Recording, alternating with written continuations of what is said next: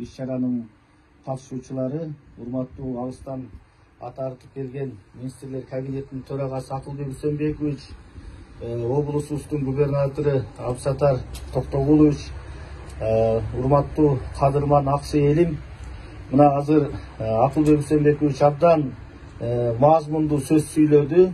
Эми Аксы окуясы боюнча айта турган болсок, дал ушул Аксы окуясы кыргыз элинин бир чоң өнүгүүсүнөн бардык тараптан, мамлекеттүүлүк тараптан дагы, бүт демократиялык принциптердин алкагында дагы чоң өзгөрүүнү алып келди. Мына ушул Аксы окуясынын артынан биздин өлкөбүздө 3 жолу элдик инкылап болду.